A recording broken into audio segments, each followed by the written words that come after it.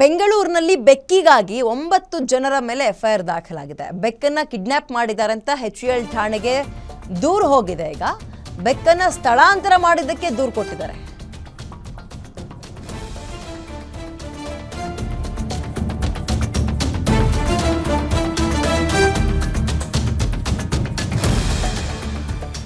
ಗರ್ಭಿಣಿ ಬೆಕ್ಕನ್ನ ಕಿಡ್ನಾಪ್ ಮಾಡಿ ಸ್ಥಳಾಂತರ ಮಾಡಿರುವ ಆರೋಪ ವನಶ್ರೀ ಅಪಾರ್ಟ್ಮೆಂಟ್ ಅಧ್ಯಕ್ಷರ ಶ್ರೀರಾಮ್, ಸೆಕ್ಯೂರಿಟಿ ಮ್ಯಾನೇಜರ್, ಅಪಾರ್ಟ್ಮೆಂಟ್ ಸಿಬ್ಬಂದಿ ಸೇರಿ ಒಟ್ಟು 9 ಜನರ ಮೇಲೆ ದೂರು ದಾಖಲಾಗಿದೆ. ಹರೀಶ್ ಅನ್ನೋರಿಂದ HCL ಪೊಲೀಸ್ ಠಾಣೆಗೆ ದೂರು ದಾಖಲಾಗಿದೆ. ಈಗ ಗರ್ಭಿಣಿ ಬೆಕ್ಕನ್ನ ಪ್ಲಾಸ್ಟಿಕ್ ಕವರ್ನಲ್ಲಿ ಸುತ್ತಿ ಅದನ್ನ ಬ್ಯಾಸ್ಕೆಟ್ ಒಂದರಲ್ಲಿ ಹಾಕಿ ಆಟೋದಲ್ಲಿ ಸಾಗಾಟ ಮಾಡಿದ್ದಾರೆ. ಅಪಾರ್ಟ್ಮೆಂಟ್ ಬಳಿ ಓಡಾಡ್ಕೊಂಡಿದ್ದ ಬೆಕ್ಕು ಅಕ್ರಮವಾಗಿ ಎಲ್ಲಿ ಬಿಟ್ಟಿದ್ದಾರೆ ಅನ್ನೋದು ಗೊತ್ತಿಲ್ಲ, ಕೊಂದಿದ್ದಾರಾ ಅನ್ನೋದ್ರ ಬಗ್ಗೆ ಅನುಮಾನ ಇದೆ.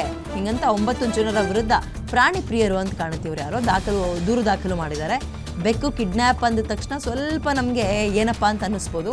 ಬಟ್ ಪಾಪ ಅದು ಪ್ರೆಗ್ನೆಂಟ್ ಇತ್ತಂತೆ, ಮರಿಗಳು ಹಾಕುವಂತಹ ಸಂದರ್ಭ, ಅಲ್ಲಿ ಅವಕಾಶ ಇತ್ತೋ ಇಲ್ಲೋ ಬೆಕ್ಕು ಸಾಕ್ಲಿಕ್ಕೆ ಗೊತ್ತಿಲ್ಲ.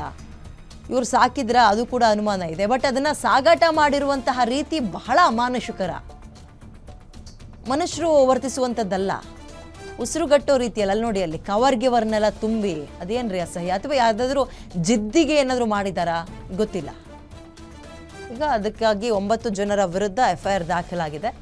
ಅಮಾನುಷ ಕೃತ್ಯ ಮಾತ್ರ ಇದು. ಅಂದರೆ ನೀವು ಅಲ್ಲಿ ಪರ್ಮಿಷನ್ ಇತ್ತಾ ಸಾಕಕ್ಕೆ ಇಲ್ವಾ ಗೊತ್ತಿಲ್ಲ. ಒಂದು ಎರಡನೇದು, ಬಿಡಬೇಕು ಅಂತಿದ್ರೆ ಕರ್ಕೊಂಡೋಗಿ ಬಿಡೋಕ್ಕೆ ಒಂದು ಮಾರ್ಗಗಳಿದ್ದಾವೆ. ಉಸಿರುಗಟ್ಟಿಸ್ಕೊಂಡು ಕರ್ಕೊಂಡು ಹೋಗೋದು ಅಂದರೆ ಹೊಟ್ಟೆ ಒಳಗೆ ಮರಿಗಳಿದ್ದಾವೆ ಪಾಪ. FIR ಪ್ರತಿಯನ್ನು ಕೂಡ ನೋಡ್ತಾ ಇದ್ದೀರಿ. ಆರಂಭದಲ್ಲಿ ಬೆಕ್ಕು ಕದ್ರು ಅಂತ 9 ಜನರ ವಿರುದ್ಧ FIR ಅಂದಾಗ ನಮಗೂ ಸ್ವಲ್ಪ ಇದೇನಪ್ಪ ಇದು ಅಂತ ಅನ್ನೋಂಗೆ ಇತ್ತು. ನೋಡೋಣ, FIR ಪ್ರತಿಯನ್ನು ಕೂಡ ಮತ್ತೊಂದು ಕಡೆ ನೋಡ್ತಾ ಇದ್ದೀರಿ ನೀವು.